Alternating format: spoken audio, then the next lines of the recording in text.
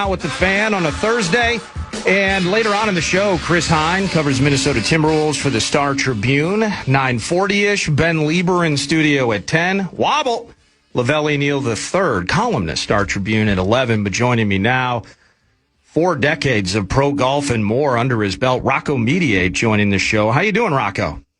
Good, sir. What's going on? It's a beautiful day in the first morning, or I guess, where are we at? We're 6 or so behind. So the first afternoon at Royal Birkdale.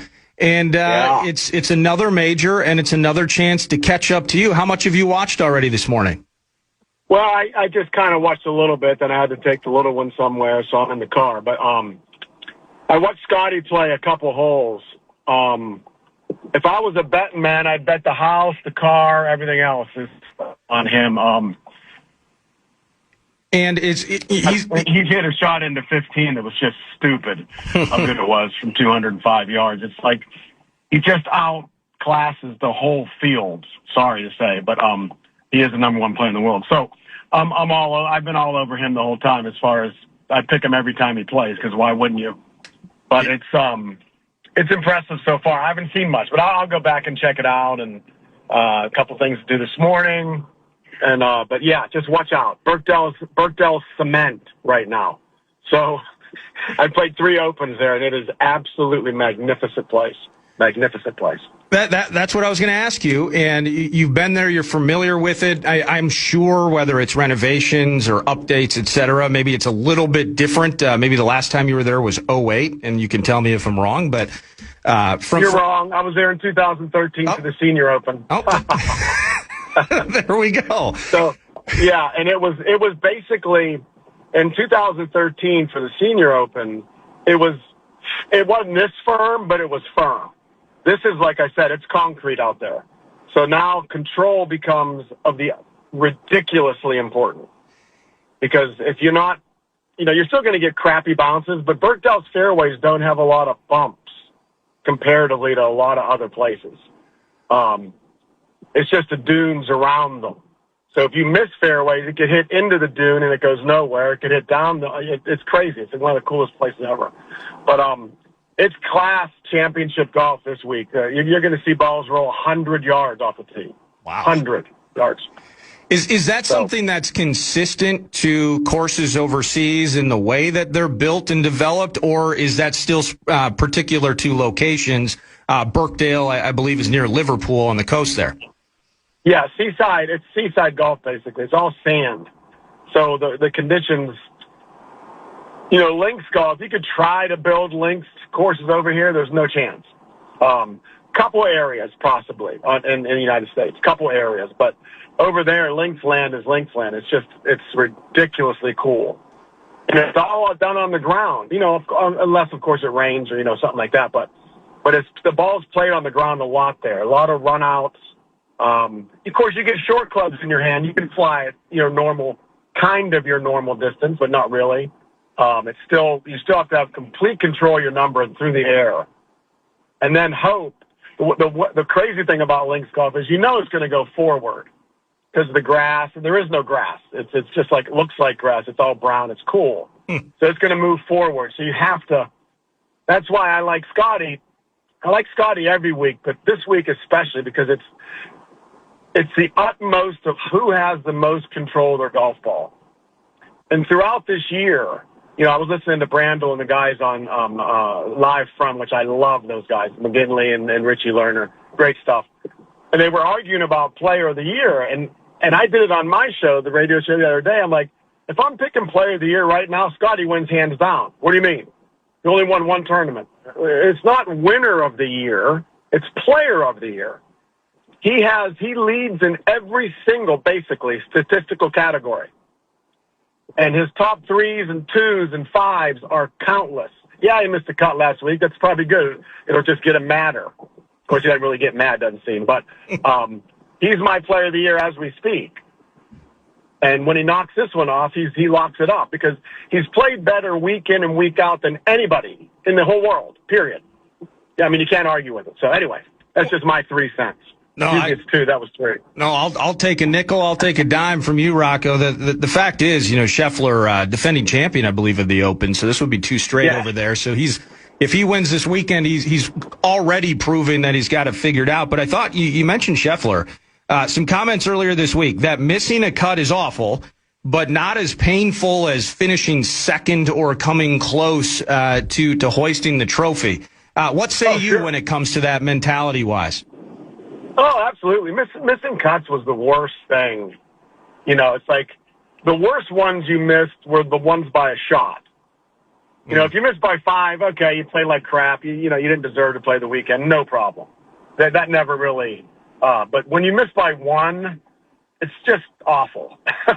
And he hadn't missed a cut in 4 years, give or take. Wow. I think it's 4 years, which is amazing when you think about it. And, he had 70, I think his cut streak was 78.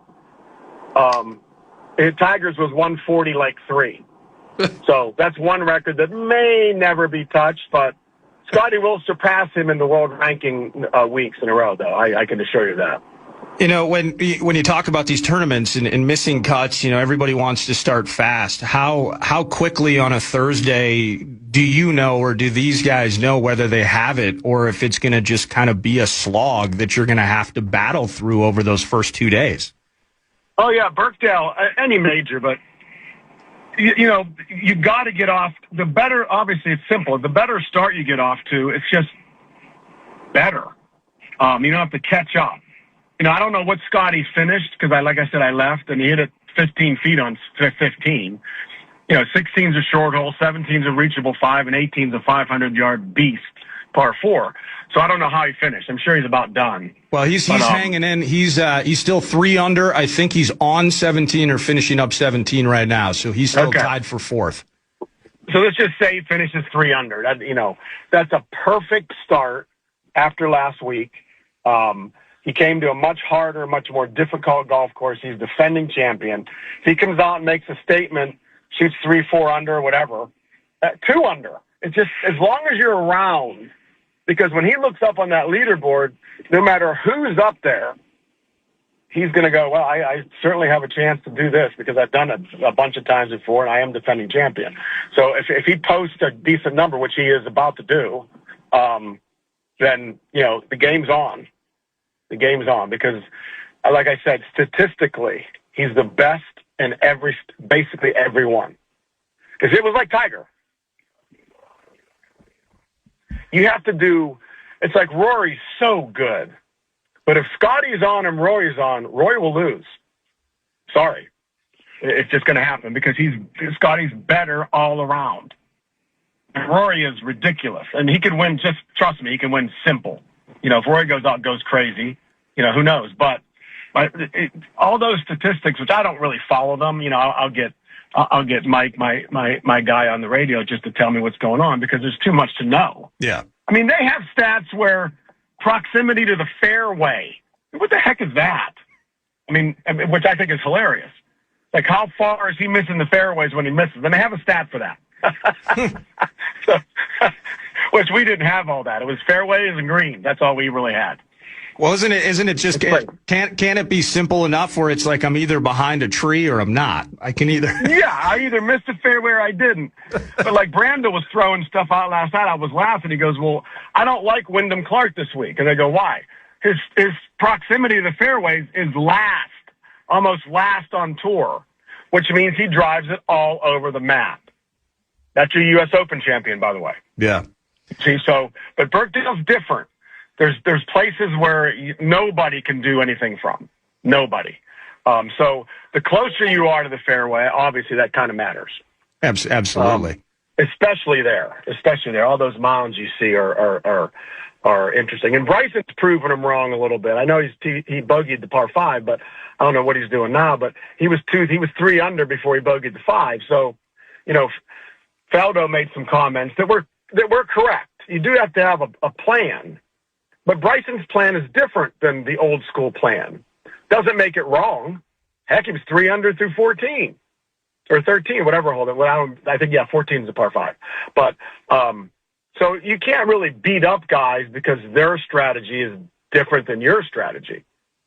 It's a different era. So it's like Bryson could have his own strategy, win the golf tournament too. So you have to look at it that way because people lose their mind. When things are different, people lose their mind. Yeah, change can be tough for people. There's no doubt about it. Now, Bryson, to your point, he's in the top spot right now. He just sunk one to go to 4 under, and Scotty. So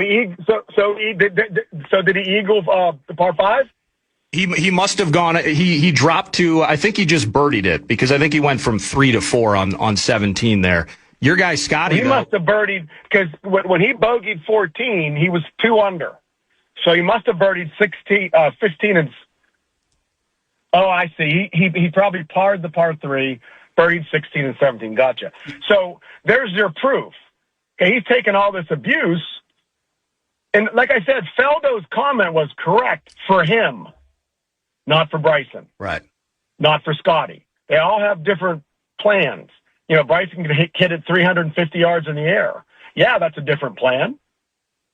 But if he hits driver every hole, he's done. He's not doing that. I'm sure he's not doing that because there's nowhere to drive it on that course, hitting it that far. But is that personality I'm glad based? He's playing good. First of all, I love him. I've only talked to him on the phone. I've never met him, but I love the way he goes about his business. He does it his way. Nothing wrong with your way. 2-time U.S. Open champion. Something works. Well, and I that's why I was curious. Maybe it's a personality thing. It's not necessarily that Bryson does it differently, but it's maybe how he's carried himself over the course of time that can bleed into a bias of analysis. Sure, but I love Scotty will wear you down. And his irons, like that shot on 15, I was listening to the announcers, and they're like, no one's hit it back into that flag. You got a left to right wind and a middle left pin. So now, and if you miss the ball left, you're making bogey because I guess the 15th hole is a brand new par 3. So there was some controversy. I have no idea what that was. I just know it can play 240, I think, or 230. So that used to be a 6-iron hole, if I recall. But he hit this little hard hole draw up against that wind at like 15 feet. Well, I don't know that he made it or not. I don't think, obviously he didn't. But when you see shots like that coming out of his club the first day, there's a problem for the field. There's a problem. There's a problem. He is the best iron player on the planet. So, and if he's got it, he's going to get it. But you never know. He's just always my pick because I love him. Love the way he plays. When you speak of having it, when a guy's got it, you look at we talked during the U.S. Open at Shinnecock, and it seemed like Wyndham Clark was the only guy that got it in terms of managing and solving the issues on that course.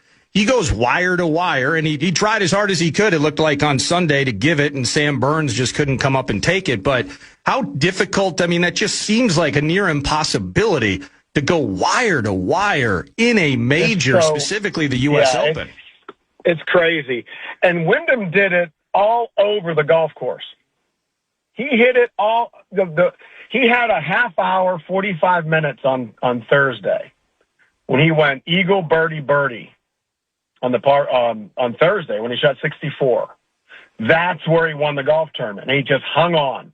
And I even said on Saturday night to my guys, I'm like, this thing is so far from over, you have no idea.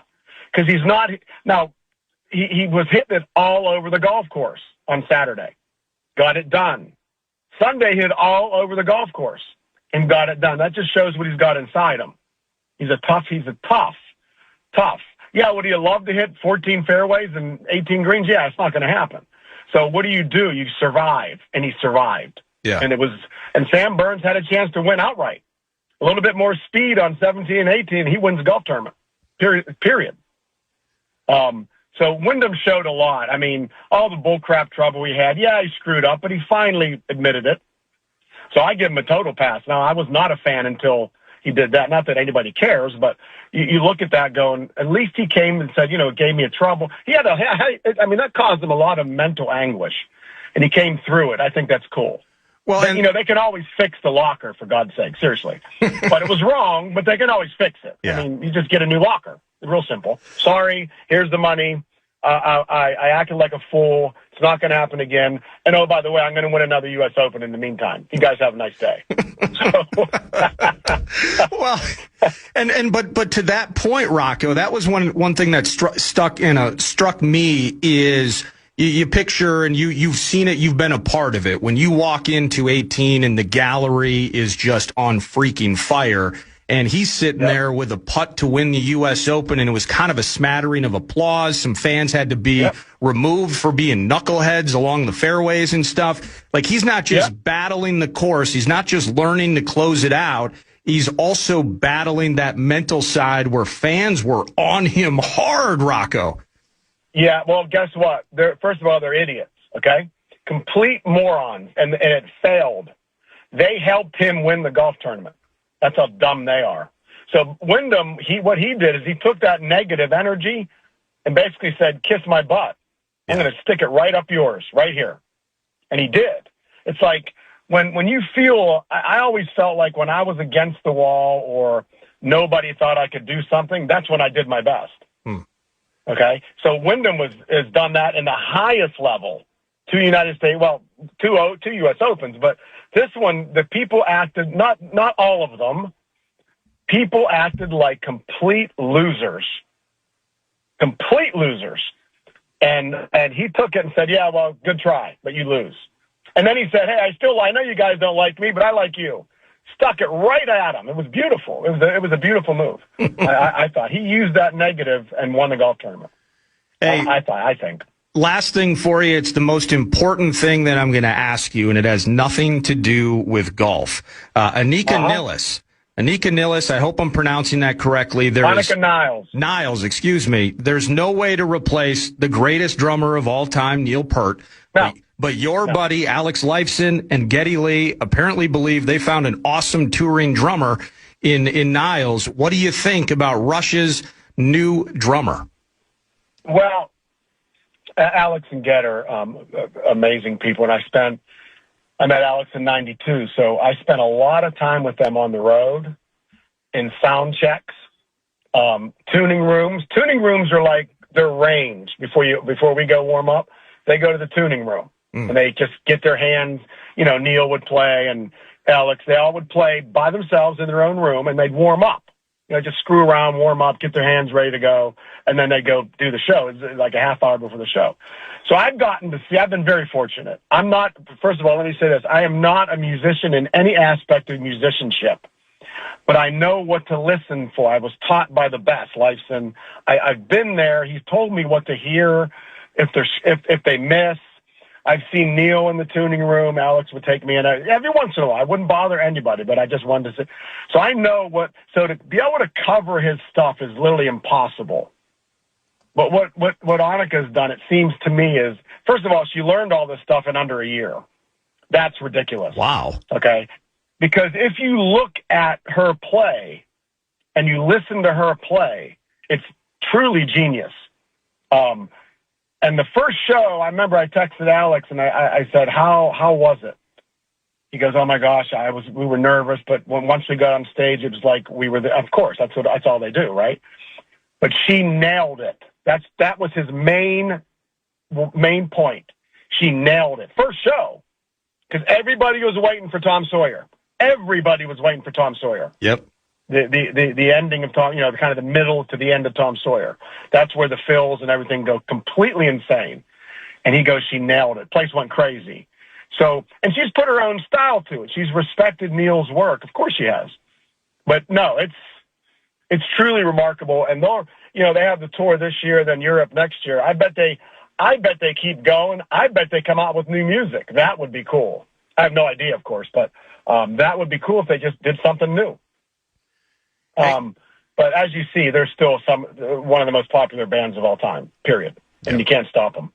No, absolutely. Hey, thanks for giving me time, as you always do around major season. You're the absolute best, and we're going to catch up soon, okay? You got it. Anytime. All right. Cheers, man. That's Rocco Mediate joining 9 to noon, kicking it off. And I didn't, he's huge Scheffler fan, just appreciation of the game, as much knowledge and experience as he had. I couldn't break it to him, Brett, that while he was rightly so, and I think we look at wins. We want to look at wins like Wyndham Clark going wire to wire in the U.S. Open. What was it, Aaron Rai, I believe, in the PGA potentially. I'm just shooting from the lip here, but you look at the big wins, you look at the big moments. And, Scheffler's been in the mix really in every tournament he's played. Missing the cut last week was kind of an L. We'll see how it impacts him. But, he's breaking it down with Scheffler, all in on it. And I look up and Scheffler misses a 6-footer on 17 to drop to 2. Oh, come on, Scotty. Come on. Rocco's on the radio with me right now, lauding you. Appreciating your greatness, which I don't think anybody's denying. Still very early, but of course, as we get through this tournament, DeChambeau in the lead at Royal Birkdale. You're not a Liverpool guy, are you? I'm not. No, you're not a Liverpool guy. You're almost annoyed to watch the tournament that resides in Merseyside, aren't you? That's correct. Yeah, indeed. You're an Everton guy, though. Thanks to Rocco Mediate for kicking off 9 to noon and a TimberTech set list that will include, it just included Rocco. It's going to include Chris Hine in the Star Tribune, covers the Minnesota Timberwolves, introductory pressers for LaMelo Ball and Mr. Green took place a couple days ago. He was there. He's had the chance to report on and connect with Chris Finch in terms of what these new faces look like as members of the Howl. And maybe just a little what's next. What's next with Chris Hine? We'll get into that at 9:40. And then Ben Lieber is in studio at 10. Wobble, Lavelli Neal III, columnist Star Tribune at 11. And then Lieber at 10, Lavelle at 11. Let me read my own writing correctly. And Brett Blakemore produces. We will get into, on the other side here, I found some radio from across the pond. Correction, Brett found it. I listened to it, and I loved it. In regards to an English collapse that took place yesterday, we'll dig into that around the corner. It's Nordo in for PA 9 to noon. The Fan at BigDeck.com want to give a shot to win bonus bucks for the National Cash Contest. Head to KFAN.com. The keyword is new. The keyword is new. KFAN.com. The keyword is new. You're listening to Eric. Score your chance at top-tier tickets from John Mulaney to Smashing Pumpkins, My Chemical Romance, and more. Don't wait. Enter now. KFAN.com. Keyword contest.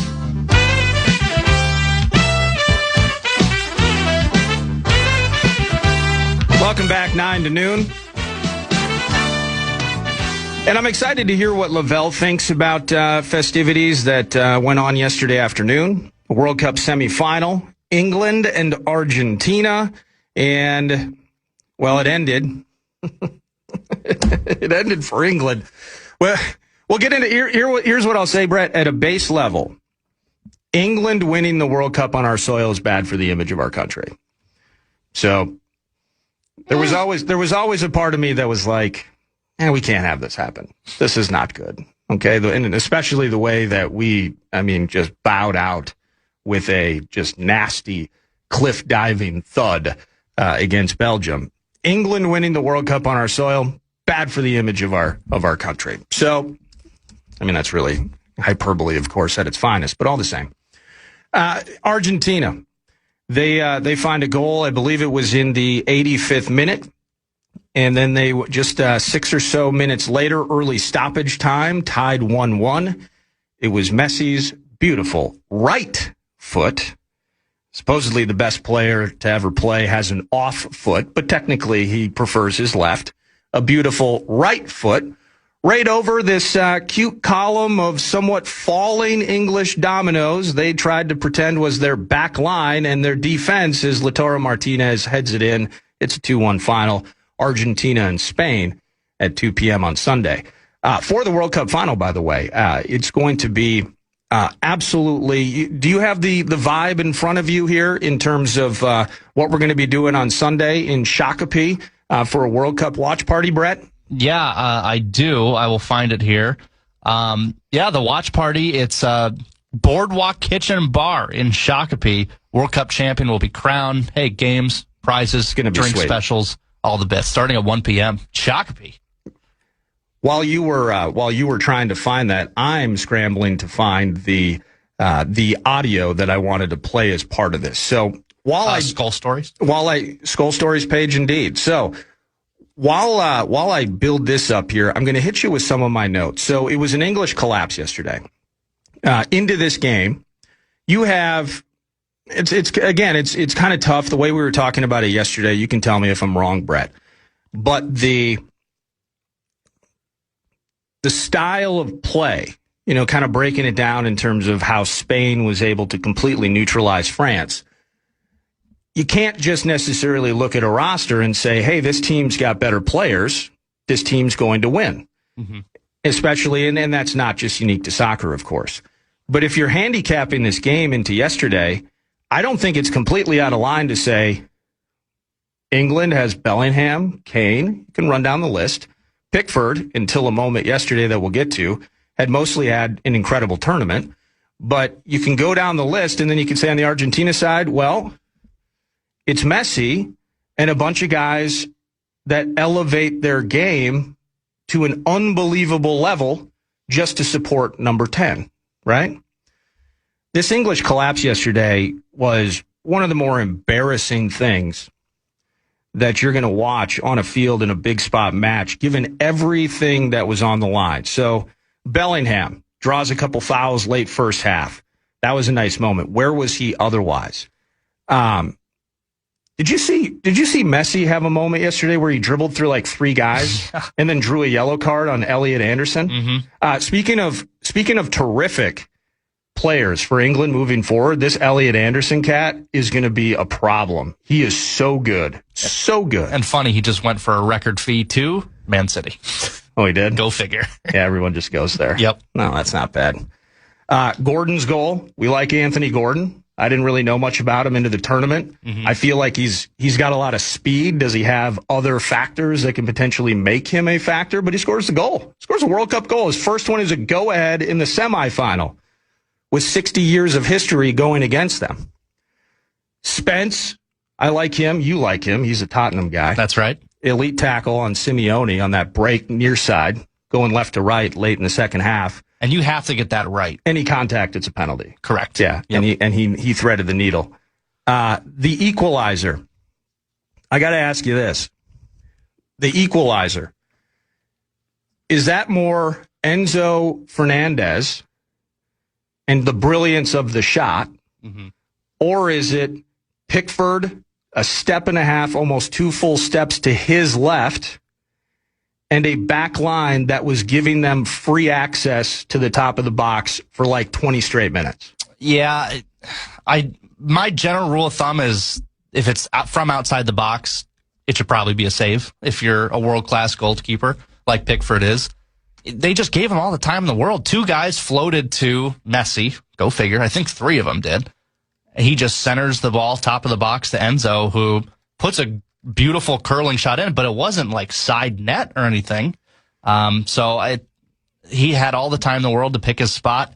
I do think it should have been a save, but also if I'm Pickford, I'm going, are you just going to let this guy have open reign to just, essentially take a free kick here because no one's getting out there and getting a mark on him at all? I couldn't believe what I was watching. Yeah, I know. And I had talked to you about it, and it felt like England had started to ease up even 5-6 minutes after the goal. So the manager, Tuchel, he's in charge of things, and he's gonna wear the heat on this, and he should.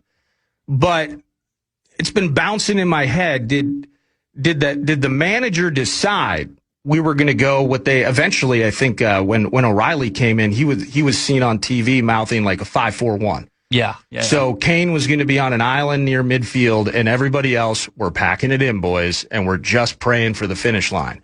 So at that point, it was clear what they were trying to do. But even 5-6 minutes after Gordon's goal, it just felt like they switched the lights off on England. And then, from a game flow standpoint, once you make that decision, you're in it. There's no turning the lights back on and finding the rhythm that you conceded minutes ago. It's just the flow of these games and how talented these guys are, the rhythm of these systems and attacks. You can't just pick and choose the when you're going to get up and when you're not. So, again, let me see here. Two Harbors guy, one of the most embarrassing thing. Okay, how about you listen? The collapse yesterday, Two Harbors guy, was embarrassing. That was an embarrassing decision and an embarrassing collapse by England.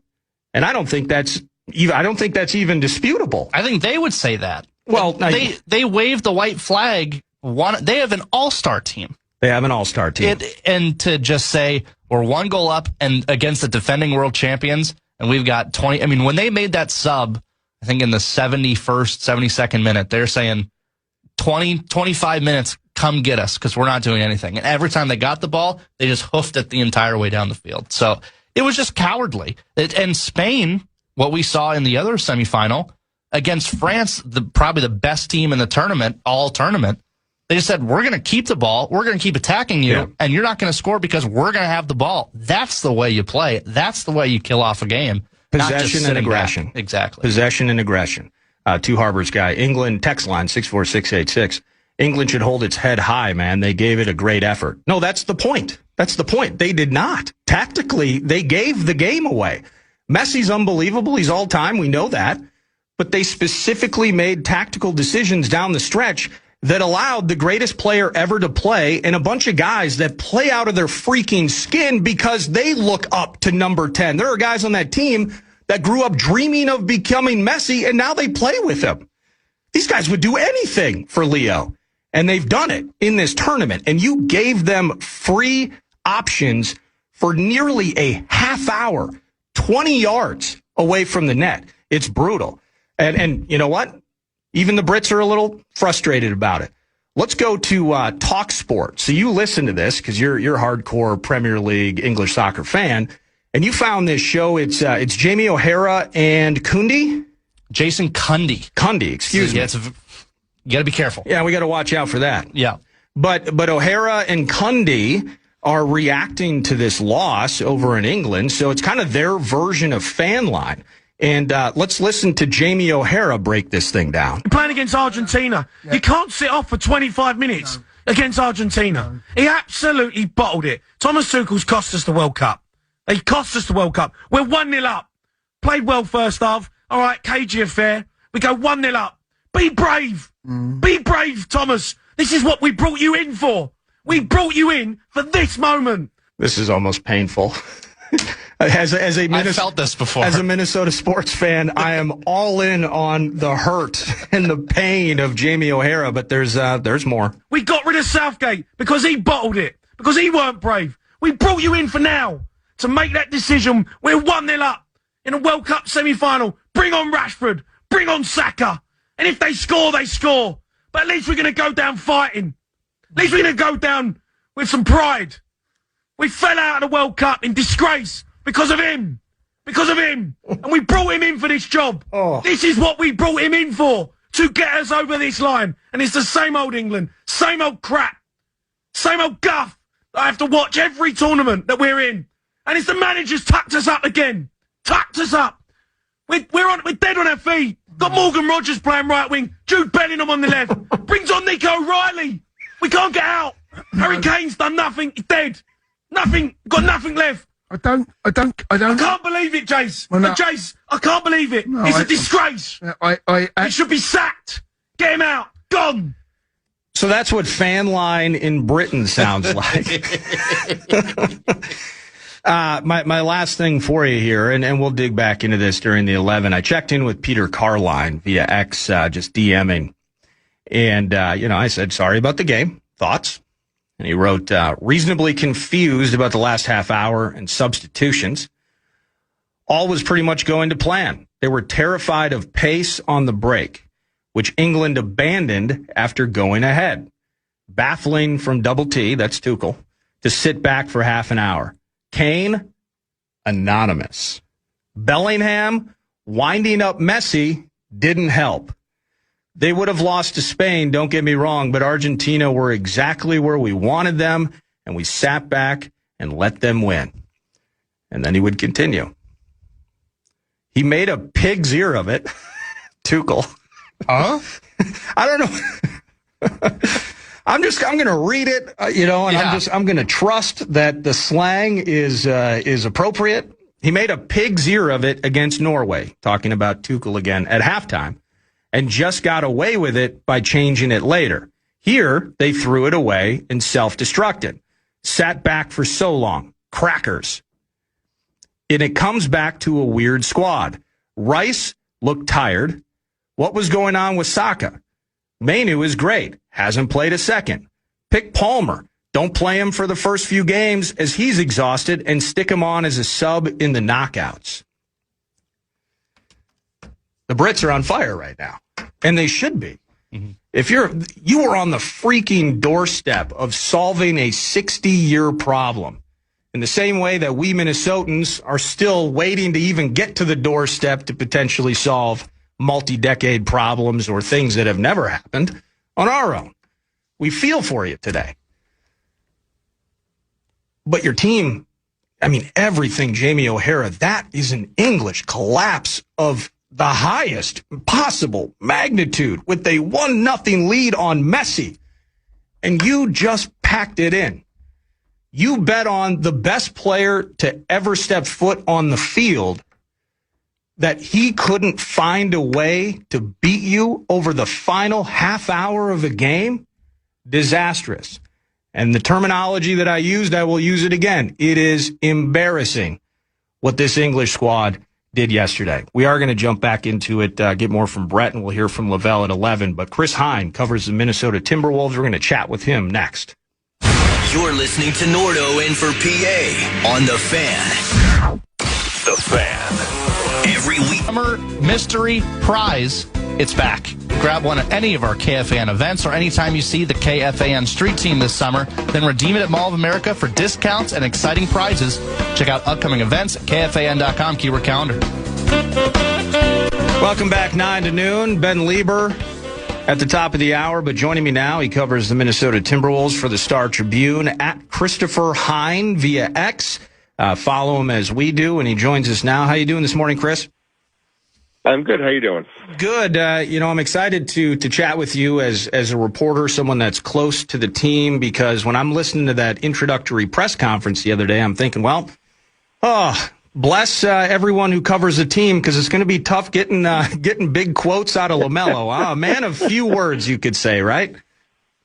Yeah, I think that's been the reputation. That's not anything that I think we were not expecting from the other day. But listen, it's fine. It goes with the territory, but I think overall it's still going to be a really exciting thing to cover, because I think the basketball is going to be so different and so dynamic next season. So I'm not too worried about it. Last thing on the intro presser, and all jokes aside, but did you feel like it was almost like, well, I guess I got to ask Josh Green a couple of questions too. Everyone wants to know about LaMelo, but Josh is up there. So, hey, how's it going, Josh? Welcome to the team. What are your thoughts? Yeah, well, exactly. We've been in those situations before where, there's obviously been a main attraction to the press conference, and then, people, the other acquisitions are also up there. But I think in Josh Green's case, it is interesting just to see how much of a role is he going to have on this team next year, and he can provide some insight into, what it's like playing with LaMelo, obviously. So, it's not like some people of the past who, whether they were a late second round pick at the draft, at the press conference of a first round pick or something like that. Josh Green, I think, is going to have an intriguing place on this roster, at least to start the season next year. Yeah, and I agree with you on that, but I think, the hurdle to get over for some fans is, in all respect to Josh Green, he belongs in the league and he'll have a spot. But I think some people are like, well, look at that contract. It's so tradable. And we're going to, they have eyes on some sort of prize, maybe even, outside of LeBron. They don't even know the name per se, but it's almost a foregone conclusion that this is just a quick stop en route to being traded. Have you felt that at all? Yeah, I think that's the conventional thinking, especially when you look at the fact that it is an expiring contract for about $15 million. It lines up right with what you would want to try to get in the trade market for, a power forward potentially. It seems like, we'll see what they have up their sleeve once LeBron decides where he's going here. I think everything is just kind of it has been frozen because he's waiting to see where he's going to go. Yeah. But I think, just looking at the tea leaves here, they're probably going to go into the season without much power forward depth, and they're going to have to figure it out on the court for a little while without that, and then try to figure it out at the trade deadline to try to find a more permanent solution, or at least one that could work for them come the postseason next year. So we were all waiting, and you, of course, waiting like the rest of us with a chance to chat with Chris Finch once things went official, and we get to stop pretending that this acquisition and the trade hadn't happened, et cetera. And you sat down with him, and you mentioned even just earlier in this little chat we had, how different maybe the basketball could look like on the court, and you had the chance to chat with the head coach. Where do you think Finchie's head is at with LaMelo, with Ant, and just how the inner workings of that are going to be unveiled here this season? Yeah, I think he's very excited about it. Chris Finch made his bones in the NBA off of being an offensive-minded coach, of coming up with, different schemes and things for all different kinds of lineups during his tenure, whether it was in Houston or New Orleans. He's done Denver as well.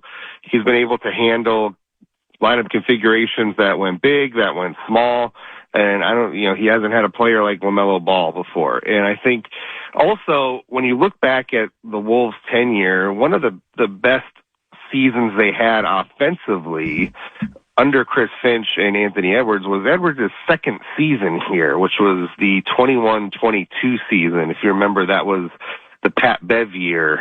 D'Lo was here, Cat was here, Jared Vanderbilt, Jaden McDaniels was this kind of the sixth man that year.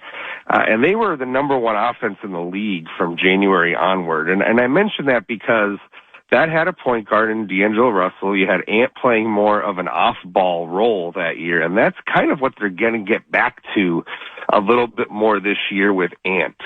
So I think that was Ant in his most natural scoring form of all the years that Ant has played here, and I think they're excited to get back to that a little bit, having Ant play more with a point guard who's going to take a lot of those ball handling responsibilities off his plate.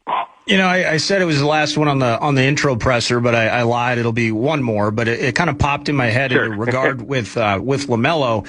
Is the health conversation when we first heard that he was coming to Minnesota, the polarizing view from the fans that listen to our show, it was very much, you're not going to believe what you'll see on the court with him and Ant. And then it was on the very polarizing other end of the spectrum, well, we're never going to see him on the court with Ant. This is negative. And I just felt the way that Tim Connolly approached it, health was part of that presser in that conversation. And I thought, they weren't hiding from it. Now, I don't know what the plan's going to be, but they weren't hiding from it. Clearly, there is some sort of plan moving forward to hopefully have a healthy, happy, and scoring LaMelo Ball. Yeah, Chris Finch alluded to that. They haven't really gone that far down the road with kind of how they're going to manage his minutes or how many games he's going to play, things like that. I will say this though. I think this is a very important thing for him and for the team next year, because Charlotte did limit his minutes last year to about 28 per game, right? And that's all good. It gets you through. It got him through the season healthy. But as we see, and take Victor Wembanyama last year, the Spurs limited his minutes to about 29 or so a game last year during the regular season. In the playoffs and then in the finals, when they were ramping up his minutes, he didn't always have it in the tank late in some of those games, like in the finals, in the fourth quarter of some of those games as his minutes increased. So I think this is going to be a very important question for the Wolves to ask themselves. Like, are you trying to get him to April, or are you trying to get him to perform at his peak levels in April? And does that mean limiting his minutes under 30? Because if you play him under 30 minutes for most of the regular season, and then all of a sudden you're asking him to play 36, 37, 38 minutes of a playoff game against the Spurs or Thunder, I'm not sure how that's going to go.